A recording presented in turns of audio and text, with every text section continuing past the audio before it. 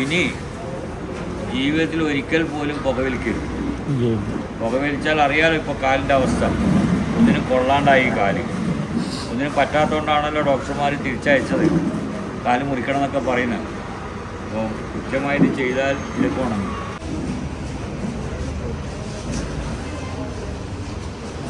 എന്താ പേര്? എന്താ പേര്? ആരാണ്? എന്താ പേര്? എന്താ ശരിക്കും സംഭവിച്ചത്?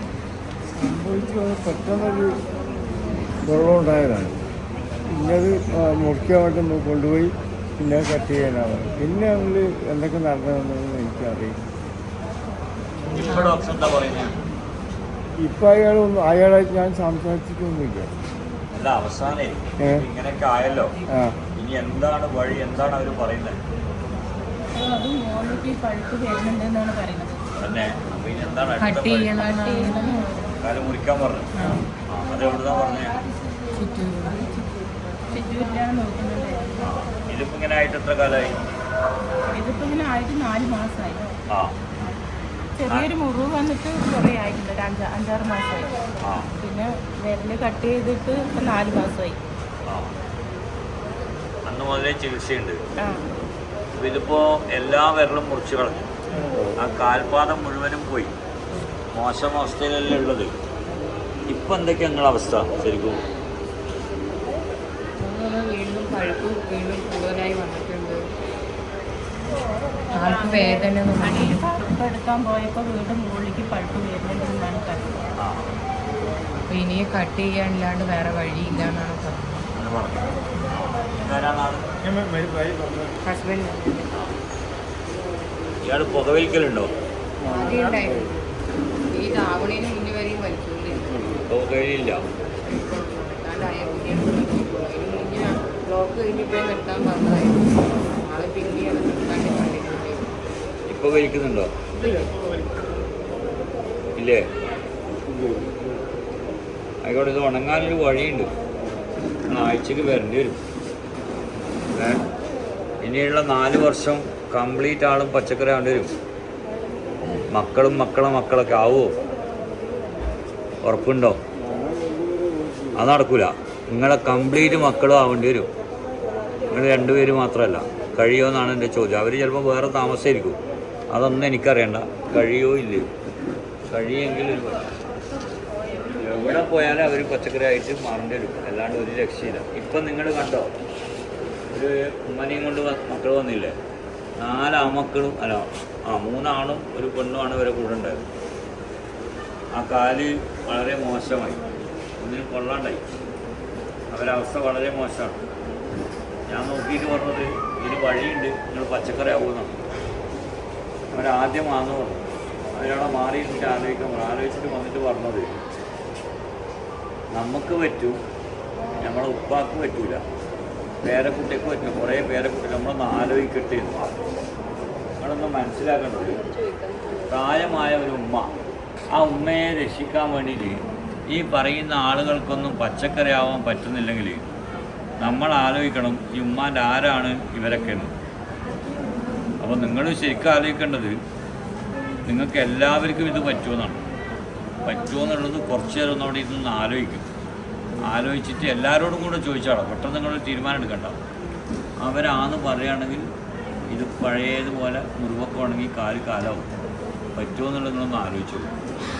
അതല്ലാണ്ട് വെറുതെ അവിടെ നിന്ന് മരുന്ന് വാങ്ങി പോയതുകൊണ്ടോ മരുന്ന് തേച്ചതുകൊണ്ടൊന്നും ഒരു കാര്യമില്ല. വെറുതെ ആവും, പൈസ പോവും. നിങ്ങളൊന്ന് ആലോചിക്കും. മക്കളും കംപ്ലീറ്റ് ആളും ആവേണ്ടി വരും. ഈ മക്കൾ ചിലപ്പോൾ അപ്പുറം ഇരിക്കും, വേറൊരു സ്ഥലത്തേക്ക്. അതൊന്നുമില്ല, എല്ലാവരും ആവേണ്ടി വരും. പറ്റും, അതൊന്ന് അന്വേഷിച്ചിട്ട് പറ്റുമെങ്കിൽ തന്നെ ഒന്നുകൂടെ കാണിക്കും. അല്ലെങ്കിൽ നിങ്ങൾ വേറെ നല്ല ഡോക്ടറെ കാണിച്ചു. ഇതങ്ങനെ വലിയ മാരകം മുറിവൊന്നുമല്ല കേട്ടോ. ഇതങ്ങനെ മാരകമായ വലിയൊരു മുറിവൊന്നുമല്ല, ചെറിയ മുറിവാണ്. പറ്റുമെങ്കിൽ വഴി, അതല്ലെങ്കിൽ വെറുതെ നിങ്ങളുടെ സമയം പൈസ പോകും. കാരണം വെച്ചാൽ നിങ്ങളെല്ലാം ആവേണ്ടി വരും, നിങ്ങളുടെ മക്കളാവേണ്ടി വരും. ഇവരുടെ ബാക്കി മക്കളും മരുമക്കളും മകനും അല്ല, അതുകൊണ്ടല്ല. ചില ബാക്കി മക്കൾക്ക് ചിലപ്പോൾ ഭാര്യ ഉണ്ടാവും, ഭർത്താവ് ഉണ്ടാവും, ഇവരെല്ലാം ഉണ്ടാവുമല്ലോ. ഇവരെല്ലാം ആവേണ്ടി വരും. അത് പറ്റുമെന്നുള്ളത് നിങ്ങളൊന്ന് അന്വേഷിച്ചിട്ട് പറയും, വേണം ചെയ്യാം. അത്രേ ഉള്ളൂ. എന്നാൽ ശരി. അതല്ലെങ്കിൽ നിങ്ങൾ ഒന്നുകൂടെ പോയിട്ട് ഡോക്ടറെ കാണിക്കുന്നോ? അല്ല, വേണമെങ്കിൽ ഡോക്ടറെ കാണിക്കുന്ന ഒന്നുകൂടെ കാണിച്ചിട്ട് വന്നോളൂ. ഉറപ്പാണ്, നിങ്ങൾ കൃത്യമായിട്ട് വരൂ. എന്തായാലും നിങ്ങൾ കൃത്യമായിട്ട് വരികയാണെങ്കിൽ, നമ്മുടെ ഈ ഭാര്യ മക്കളൊക്കെ കൃത്യമായിട്ട് നിങ്ങൾക്ക് വേണ്ടിയിട്ട് കാര്യങ്ങൾ ചെയ്യുകയാണെങ്കിൽ ഈ മുറിവ് പൂർണ്ണമായിട്ട് ഉണങ്ങും. അൽഹംദുലില്ലാ ഉണങ്ങും. ഞാനാ പറയുന്നത്, കൃത്യമായിട്ട് ചെയ്താൽ. അതല്ല ഉടായിപ്പും മോശ സ്വഭാവമൊക്കെയാണ് കാണിക്കുന്നതെങ്കിൽ ഒരു രക്ഷയില്ല മോനെ, വെറുതെ ആവും. ഇനി ജീവിതത്തിൽ ഒരിക്കൽ പോലും പുകവലിക്കരുത്. പുകവലിച്ചാൽ അറിയാലോ ഇപ്പോൾ കാലിൻ്റെ അവസ്ഥ. ഒന്നിനും കൊള്ളാണ്ടായി കാല്. ഒന്നിനും പറ്റാത്തതുകൊണ്ടാണല്ലോ ഡോക്ടർമാർ തിരിച്ചയച്ചത്, കാല് മുറിക്കണം എന്നൊക്കെ പറയുന്നത്. അപ്പോൾ കൃത്യമായിട്ട് ചെയ്താൽ ഇതൊക്കെ ഉണങ്ങും.